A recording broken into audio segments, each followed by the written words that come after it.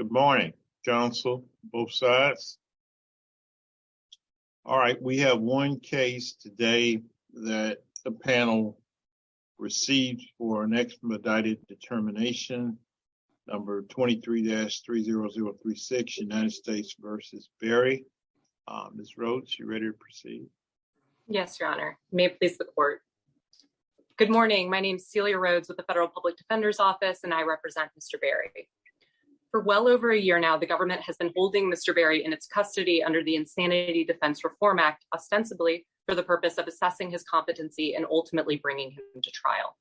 IDRA is the detailed and comprehensive statutory scheme that governs every step of the federal competency process. And through Section 4241D in particular, Congress imposed a strict 4-month limit on how long an incompetent defendant can be committed to the custody of the Attorney General for the government to assess whether he can be restored to competency. Once that 4-month period... I'll have the same question for the government, unless I forget. Since this order was limited in time, is it accurate to say that your client is still being held pursuant to that order? It seems to me he may be held pursuant to no order. I think that it's a good point that he's being held pursuant to no order, because I think that this is unlawful and the Attorney General lost its authority to hold him a long time ago. But I will say this is the... I know you like that characterization. I thought you might latch onto it, but it seems to me in the case law you cite and your friend on the other screen cites, I don't see anything that quite addresses this. What happens at the end of one of these orders, was the initial one, was a continuation like this. You do have something that's supposed to happen at the end of those orders. Is there any case law or anything in the statute that perhaps has not been pointed out yet that says where we are in so far as the court's power or court's authority under the statute is concerned? Sure. So, Your Honor, this order is the only thing effectuating the government's ability to hold Mr. Berry in its custody, in Attorney General custody in particular. And we know the government believes that because in their filings in North Carolina, that's what they say. They say he's being held in Attorney General custody pursuant to that order. First, I would say that the statute, the text itself, indicates that the Attorney General loses authority to commit the individual beyond that point once it expires. But also this court in Caesar, which discussed why that custody is constitutional, made note that if the defendant has not improved by the end of the commitment period or the government cannot show he can be restored, he must be discharged from Attorney General custody and cannot be subject to any additional commitment under 4241. I don't think there's any question that he is currently being subject to commitment under 4241 because he was committed to the Attorney General's custody. If he was no longer committed pursuant to that, he would have been returned to U.S. Marshal's custody a long time ago. So I agree that the government is unlawfully detaining him pursuant to this order. Its authority to hold him. I agree that they're unlawfully, which is why we want this order vacated and order his return to the U.S. Marshals, because this is the only basis for the government to continue holding Mr. Berry in Attorney General custody at FMC Butner. There is no other basis for them to be holding him there. Well, Ms. Rhoads, what do you do with the government's argument that the notice of appeal is only as to the second order? When you look at the Evans case, I forget what circuit that is, you had the initial order being challenged, and that's what the circuit said made the collateral effects, because you had the competency or the need for this competency determination set out in that order, the continuing effects of that, et cetera. Change shifts the burden of proof when you're trying to get out from under that order. Mm-hmm. But you didn't appeal from the initial order. You appealed only from the second order, which doesn't change the earlier or even address the earlier fact findings and just says another 120 days. You say, it's not supported by sufficient evidence, whatever else. But that's a different question, seems to me, than the collateral effects that arise from the initial order. Can you help me with that? Sure. So I think actually the effects of this order are even more pronounced in Evans. So in Evans, the defendant was not being held pursuant to that order, but its collateral effects continued. Here, the defendant is being held pursuant to that order and the collateral effects are continuing. And so that's why the first order is the problem. So the first order is not what's currently effectuating his custody, because the first order expired. And our point to the district court at that point in great detail was you cannot extend this custody further pursuant to a new order. So the district court entered a new 4241 order. He either had the authority or he didn't, the district judge. But insofar, again, as collateral effects, it seems to me you're not challenging the order that has collateral effects. We're not challenging the first order that initially subjected him to commitment, because that order was not erroneous. Magistrate Judge Roby rightly found him incompetent and committed him to the Attorney General's custody after 4 months. The government finally, late, recognized that order had expired and sought to extend it. And that's why the district court was required to enter a new 4241D2 order. That is the current order effectuating his detention. And that order is also the order that is creating the collateral effects. Because our point in this case, and the government has ignored this in their brief, is there are many, first of all, concrete impacts to the challenge order on Mr. Berry's current legal status, as well as collateral consequences, as Your Honor referred to. This 4241D order is the sole basis for his ongoing custody at Butner, and that custody involves forcible medication. So that's a concrete effect of this order, as well as his custody itself. But not only that. Let's back up a step. After the first order, you're back in court. The district court is frustrated with the government and so you have a hearing, and the doctor testifies, presumably with the notion that there's some chance that Mr. Berry might be restored to competency. The other witness doesn't say to the contrary, just says, if not, then perhaps civil commitment. So based on the testimony, and you don't challenge, I guess it's mental status, but in any event, the court says government either get him in the hospital at the end of this period, or I'm going to dismiss the indictment. So that day came and passed, and nothing happened in the district court as far as I could tell, following, that.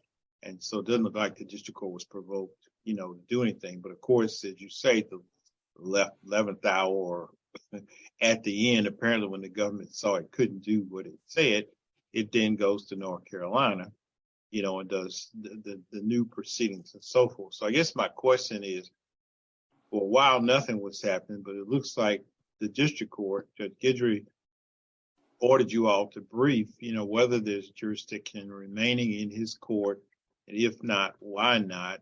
We checked yesterday, but what's the status of that? He hasn't ruled on the motion to dismiss the indictment, right? Right, Your Honor. Well, so what the district court was considering doing was, there's not a motion to dismiss the indictment, to be clear. And I know it's difficult because a lot of the proceedings are under seal. There's no pending motion to dismiss the indictment. What the district court was determining was whether he could continue on with this 4241D process while the appeal was pending. The government urged the district court, yes, go ahead, go on with it. Our argument was, this is the subject of this current appeal. The district court has not ruled on that. And so our point also is that there's no further steps to be had under 4241D, because that process terminated a long time ago. And that's been our argument consistently throughout, was that once in April of last year, the government lost its authority to detain Mr. Berry. It did not seek an extension. It had not restored him. And so at that point, the authority of the Attorney General to hold Mr. Berry terminated. And so nothing the district court has done, and I don't think the district court would have jurisdiction to do it, has mooted this appeal. And like I said, if the district court did something to moot the appeal, it would be without jurisdiction to do so. So nothing has happened below that would require that. What we're asking is for this court to vacate the 4241D2 order, which is the order keeping him in jail, and ordering his release from Attorney General custody, because the Attorney General's authority to hold him has expired, and asking Mr. Berry to be sent back to Marshall's custody in Louisiana, and for further proceedings to happen there. But we haven't sought to dismiss the indictment, except originally under our Speedy Trial Act motion. But we haven't sought to dismiss the indictment, and we don't ask this court to dismiss the indictment. What we're asking for is for the unlawful custody in Attorney General, the unlawful custody with the Attorney General to be terminated, and for Mr. Berry to be returned to U.S. Marshals custody, where he should have been a long time ago. And it's because that ongoing custody is violating congressional and constitutional limits on the detention of incompetent defendants like Mr. Berry. The government didn't address this issue in any length in its brief, but the entire crux of our argument to the district court below was that you cannot extend custody that expired long ago when the government didn't seek to extend it and the government didn't use any period of that 4 months to even attempt to assess or restore the person, and the person is not in fact restored. Because Congress passed IDRA in direct response to Jackson v. Indiana, which held that competency statutes like this one are unconstitutional if they permit periods of indefinite confinement for incompetent defendants. So Congress, through IDRA, prohibited exactly that. Congress carefully defined each stage of the competency process and set specific limits on how long each stage could last. And so the Attorney General in this case was trusted with Mr. Berry. He was committed to their custody in December of 2021. That custody expired, that commitment period expired in April, and the government had done nothing. Ms. Rhoads, you say how carefully IDRA or whatever it is sets out this. I don't see where it does carefully set out the preliminary period. It sets out the period once you start the process and have an order. What about that? It does seem to me you got to start this with a motion to have the competency determined. I just don't see this gap as improper, as unfair, or however else you want to call it, before they find space in some facility. They don't have enough facilities. I mean, your brief is compelling on the problems, but where is the statutory demand that says the clock, or I believe the clock, I don't measure days by clocks, that the calendar start? So, Your Honor, I think first textually, Congress says this in the same breath. So upon a finding that an individual is found incompetent, the district court must commit, and that's in 4241D. The court shall commit the defendant to the custody of the Attorney General. That means the commitment period has started. At the moment that a defendant is determined incompetent, he is committed to the custody of the Attorney General. In the next breath, the Attorney General shall hospitalize the defendant for treatment in a suitable facility for a reasonable period of time, not to exceed 4 months. And I appreciate, and the one thing that I think is extremely important to appreciate, even if this court believes in any way that's ambiguous, which I don't think it is, the point of this provision was to limit the commitment period, because that was the point of Jackson, was that anybody committed based solely on their incompetency, which is exactly what this effectuates, that commitment period must be limited by the statute. The statute must do so. And if the statute doesn't, it's unconstitutional, which is why Congress did an entire overhaul of IDRA. And this particular section was most important in that overhaul. The Congress clearly intended to limit this commitment period. And there's no evidence whatsoever that there's some sort of secret step in between those periods that Congress left fully unregulated, that Congress didn't note, which we know it can do because in the Speedy Trial Act, for example, it does pull out transportation. It doesn't here. So there's no evidence that Congress intended some secret gap period that would be fully unregulated in violation of Jackson. And in fact, to the contrary, that would completely frustrate congressional intent, because the point of these amendments was to limit this commitment period in time. Now, I should say what I don't want. My colleagues may want you to pursue this a little further. You only have 2 minutes left. Do you want to address just the legitimacy of the order insofar as the fact finding and whatever else as far as the commitment? Sure. So I think that that's a tertiary issue at best, because there are so many layers of error before the district court should have gotten to that point. You're not necessarily sold us on all of those, so you might want to get. I understand, Your Honor. So this, I think, represents just another failure of the government to fulfill this statute. The government in its motion did not even allege the correct legal standard. It alleged that Mr. Berry would be restored sometime in the future. That obviously violates the statute. The entire purpose of a D2 extension is that it's strictly limited in an identifiable time, such period that is required to bring the defendant to competency. The government didn't allege that that had been met, and its witness didn't testify that that had been met. And so the government cites many cases that say, oh, a district court can defer to the findings of an expert, and that's true. But the district court can't defer to the findings of an expert that didn't actually make that conclusion.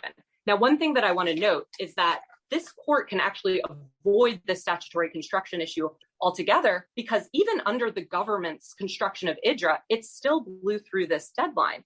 The government has not actually argued to this court that it complied with IDRA, because it didn't. Under no view, of the statute can the government prevail on this point? Because by mid-October of last year, Mr. Berry had been at Butner for 4 months. By that time, the government had not restored him and it hadn't filed a motion to extend his confinement. So this case is unique and it creates an easy path to reversal. I'm confident that our view of IDRA is right based on congressional intent in Jackson. But I want to note that because of the nature of the government's violations in this particular case, this court doesn't even need to reach the statutory construction issue because under any construction of the statute, Mr. Berry's continued custody is unlawful, and the district court was without authority to allow his custody any further. And I see my time is up. All right, thank you, Ms. Rhoads. You preserved your rebuttal time, and we may get back to you. All right, counsel for the government, you're up.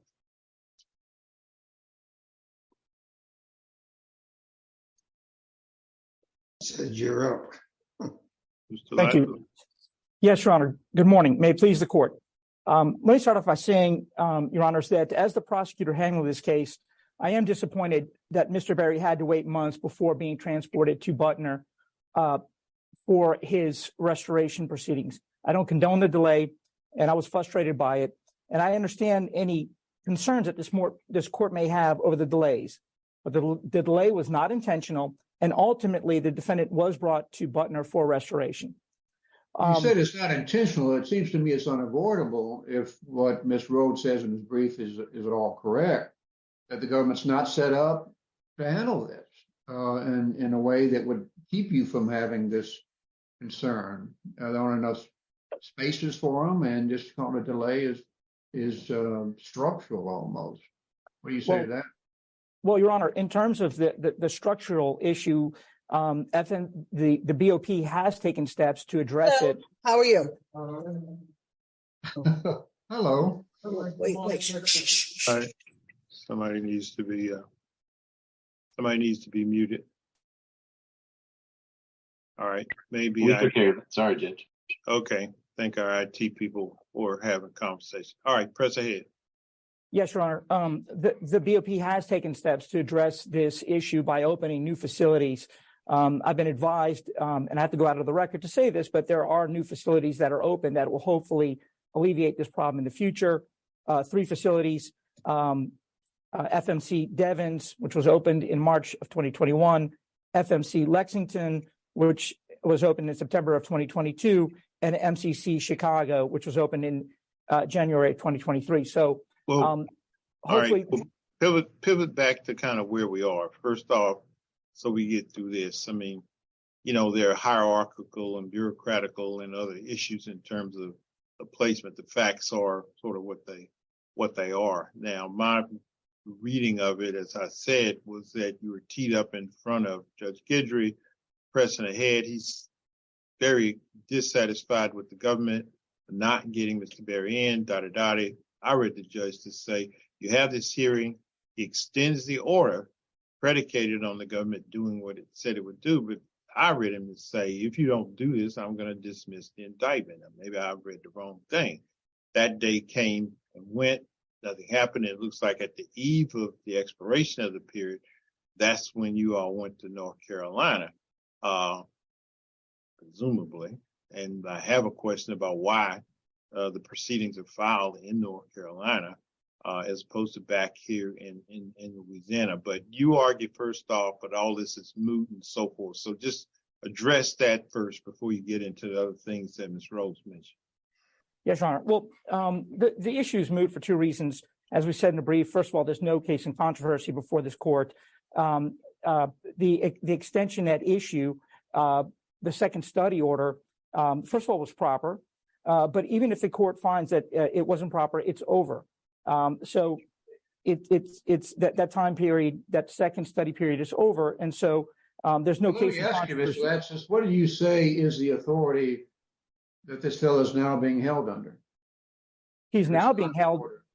Yes, he's now being held under Attorney General custody authority for the 4626 civil commitment proceedings that have been initiated in North Carolina.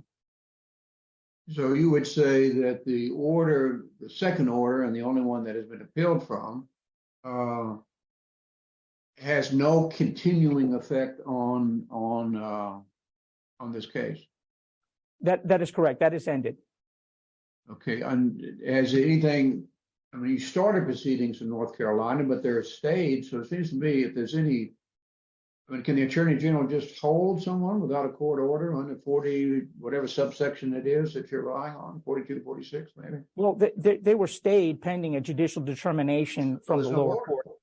So there's no court order other than the one that's on appeal here. The latest one that is the one that's on appeal here from any court, correct?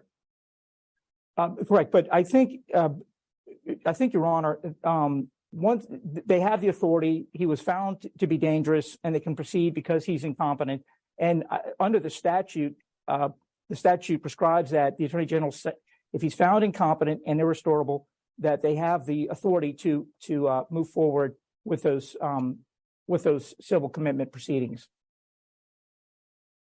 No, but the last order entered was entered by Judge Guidry, the order that's being complained of. Isn't that correct?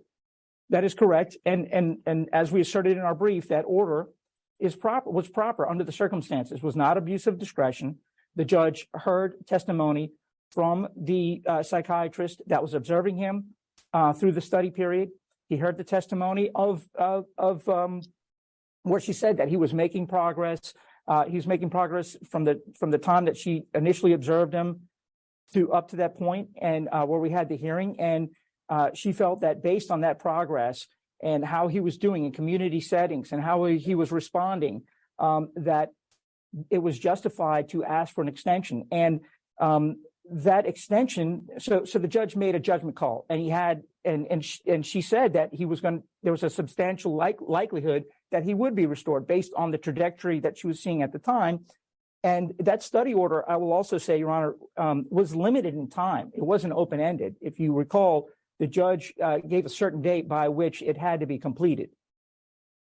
Well, Counsel, I understand what you're saying. It seems to me that you still need to sell me on the idea that there's something else other than the continuing effects of an order that should have expired. And you say it did after 120 days.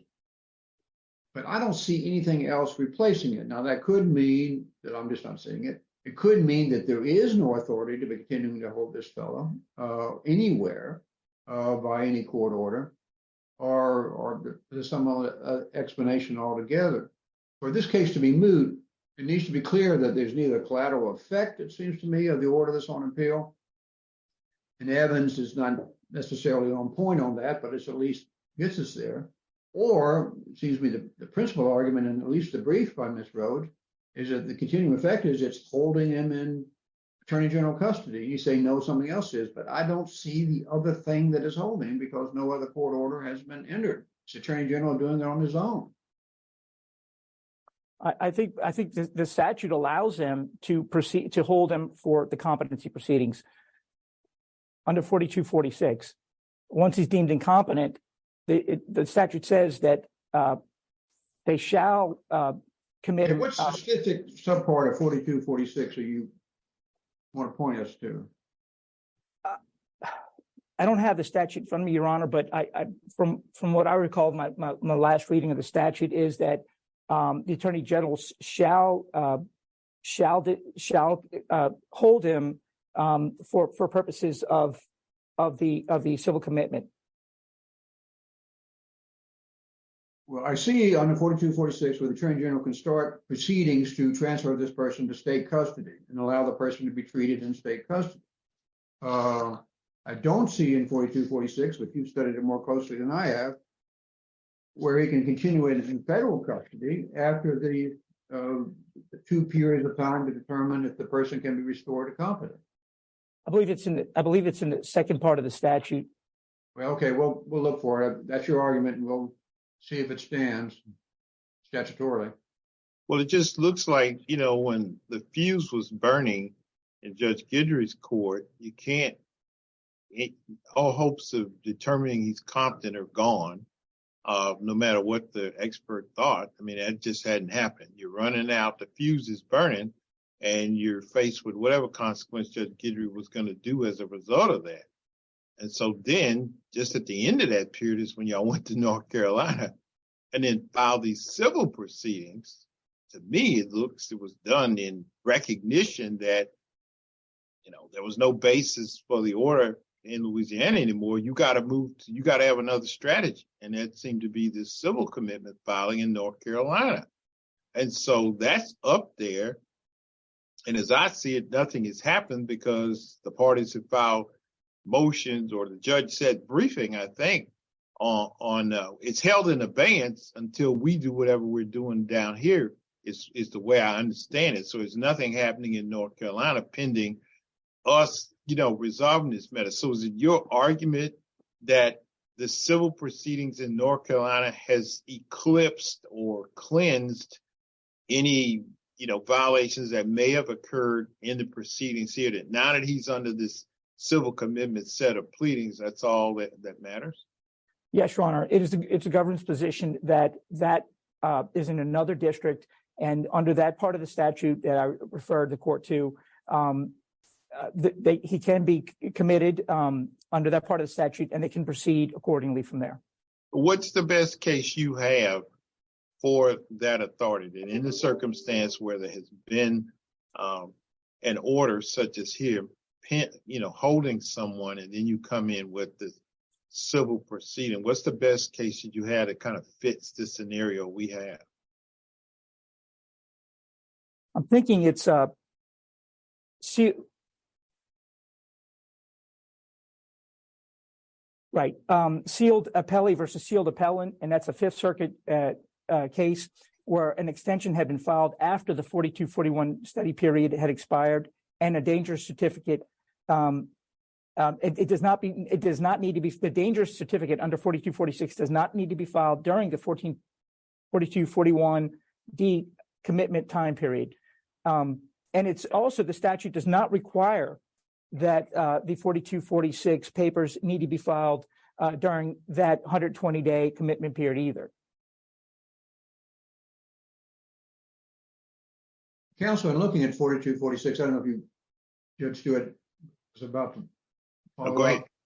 Thank you, sir. The reason I guess I'm hung up on 4246, each of the provisions in there that I've seen talks about if the person has not been restored competence and the charges against them have been dismissed, then there are some proceedings that are to occur.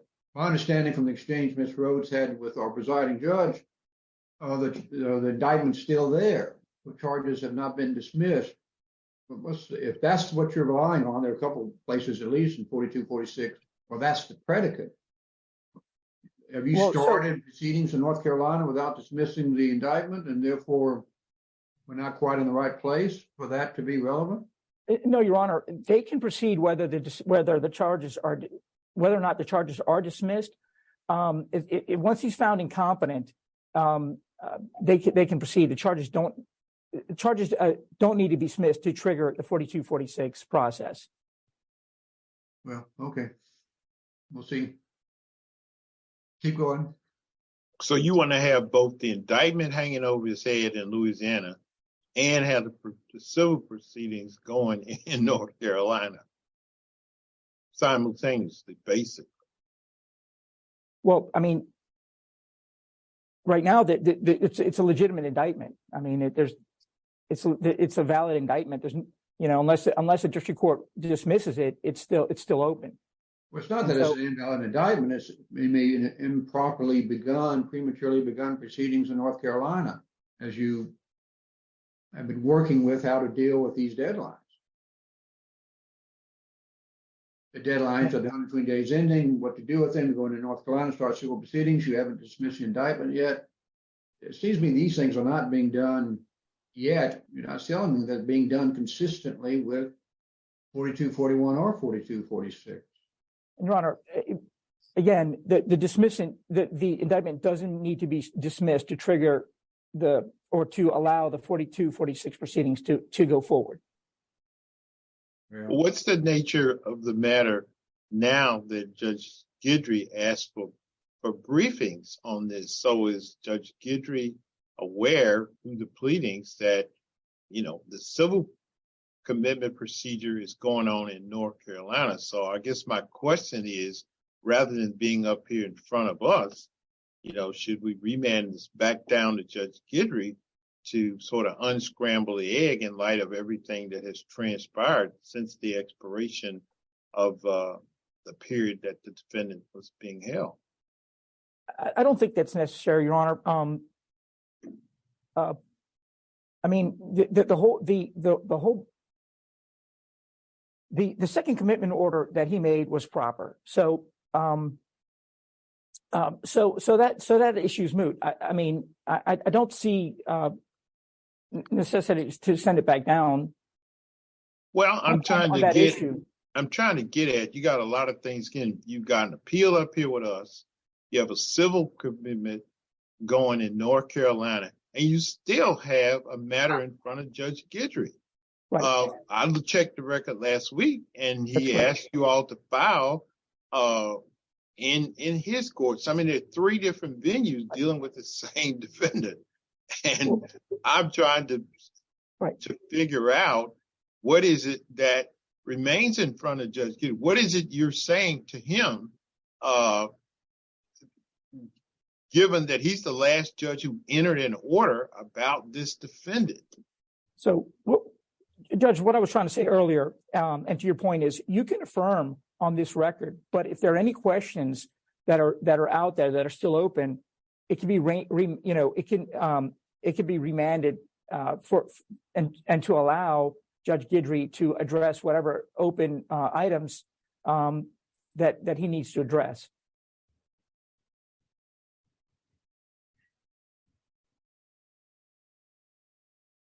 Well, I'm just trying to understand and not to belabor the point. There's this notion about, wearing belt and suspenders, as a way, but it looks like you're trying 3 different approaches.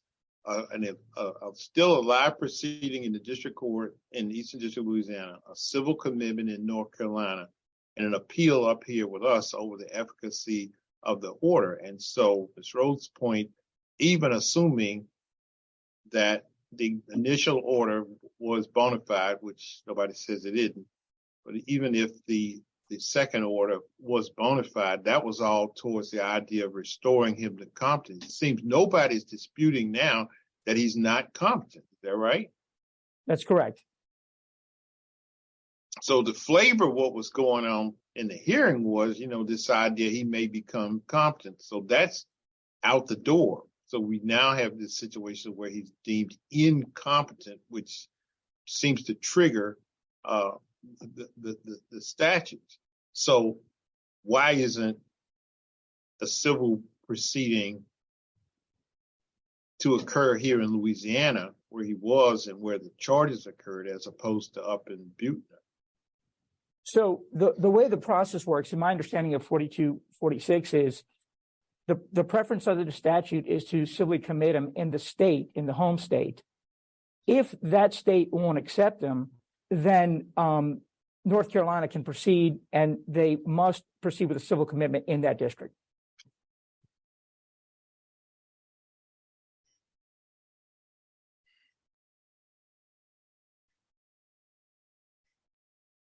Okay, so assume we say that this is not moot, then where are you? Back to where to our prior argument, Your Honor, that the 4241, the second extension, was proper. As I said earlier, the court heard the testimony of the psychiatrist who observed him through the first study order, heard the testimony, and she said he was making progress such that she felt that an extension, that he could benefit from the extension, and that he could be restored within that time period. So that second order was fine. And again, it was a limited order. It wasn't an open-ended order. The judge put a time limit on it, and he didn't make it within that time. And the requirement of the government having to state on what day he would become competent is just not viable. But he did limit it. So that's where we are. It was a proper order. The second extension. He wasn't made competent within that time, and 4246 applies at this point. If we agree with you, what happens in the 2 proceedings that would still be pending, North Carolina and Judge Guidry? Well, at this point, North Carolina can proceed, can continue to proceed, whether the indictment stands or falls, or whether or he's found incompetent. That has no effect on what they do up there. Well, they're waiting for something. Aren't they waiting for a ruling from over here? Well, right, because we were in the process, as Judge Stewart said, we were in the process of briefing the district court when they asked us what are the options at this juncture, considering the interlocutory appeal. Got a wrap up for us? Yes, Your Honor, thank you. So based on the arguments that we presented today and the brief, we'd ask that this court affirm the lower court's decision of extending the second study order, or dismiss the appeal and allow the 4226 proceedings to move forward in North Carolina. Thank you, Your Honor. All right. Thank you, sir. All right, Ms. Rhoads, you have rebuttal. Thank you, Your Honor. There's a couple of corrections I need to make about 4246 because the government is incorrect about how that statute's applied. First, Judge Southwick, you're right, and the North Carolina prosecutors recognize this. North Carolina cannot proceed because Mr. Berry has not been found irrestorable and the 4241D process has not been complete. That is a necessary prerequisite for proceeding with civil commitment in North Carolina. But more importantly, there is absolutely not independent authority to hold somebody in custody based solely on the fact that the government has initiated civil commitment proceedings. That commitment must be based on a lawful order. And if you look at the text of 4246, that is clear. This can only be done for a person who is hospitalized, who is committed to the Bureau of Prisons, the person who is already committed to the Bureau of Prisons, whose sentence is about to expire. So if there's an underlying judgment that is the reason that they are committed to the Bureau of Prisons, civil commitment can be initiated, or who has been committed to the custody of the Attorney General pursuant to Section 4142D. So that means that the person has to lawfully be in the custody of the Attorney General for them to initiate civil commitment proceedings. The mere fact that they initiate civil commitment proceedings is not the order holding them in custody. That's not an order. That's not a judicial commitment. The judicial commitment ordering him in custody right now is the 4241D order that we are challenging in this appeal and that needs to be vacated in this appeal.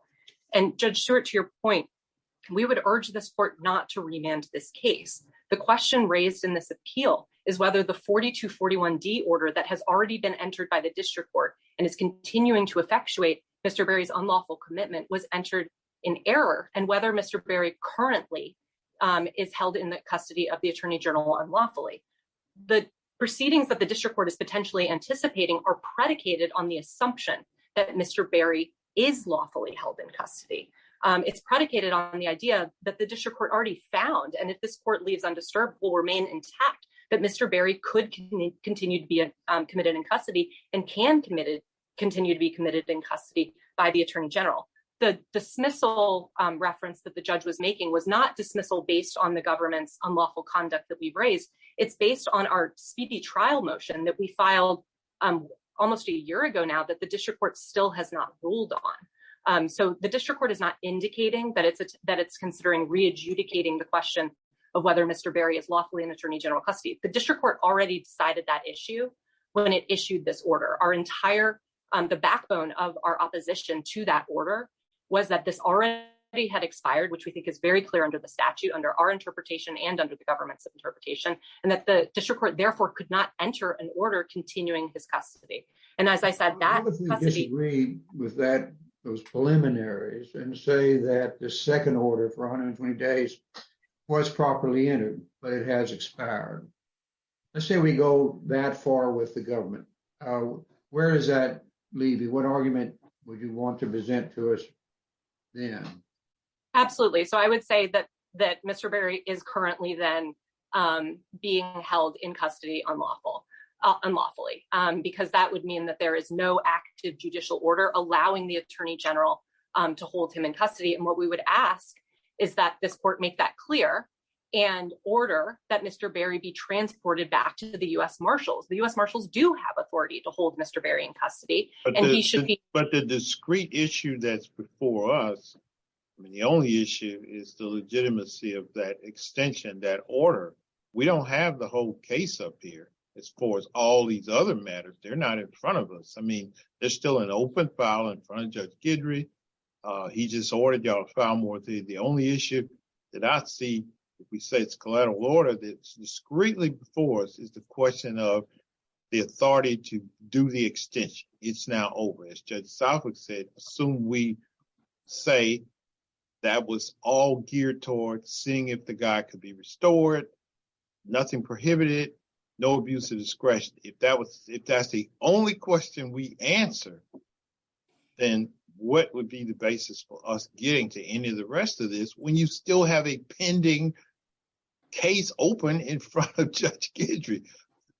Nothing he did was based on this now known fact that Mr. Berry is incompetent. All his orders was entered in the notion that the guy could be restored to competence. So everything has changed as respect to that. So that's why I keep coming back to, I know you don't want to remand, but it's very questionable that we have authority beyond the narrow question that the appeal was on. I know your time has run out, but you're good. Give her 2 more minutes, because the whole point of the oral argument is to get answers to our questions here. You can give her 2 more minutes.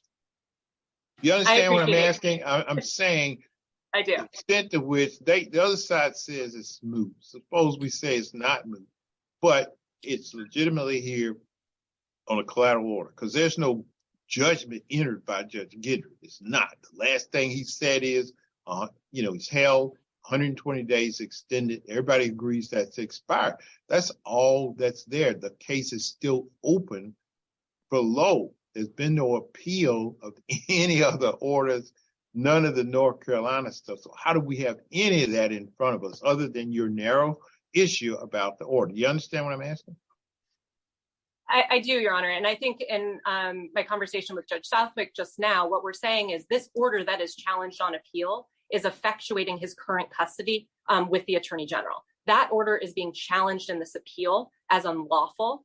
And so it is well within the scope of this appeal. In fact, it is the central question of this appeal of whether Mr. Berry is currently being held in the custody of the Attorney General lawfully, because that order that we are challenging is the only document effectuating his ongoing custody. So absolutely. With that, either because it's expired or if we otherwise said it was properly issued, everybody agrees it's expired, right?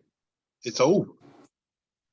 Well, I don't think the government, I think that the government appears to think that it can still hold him pursuant to an expired order. Oh, I know it does. I know it does. I'm just saying, I'm getting to, even if we answered the question that the district court properly granted the extension, that's all we said because that's all that's here, then that just means a period of time, which everybody agrees is now over, was legitimately entered.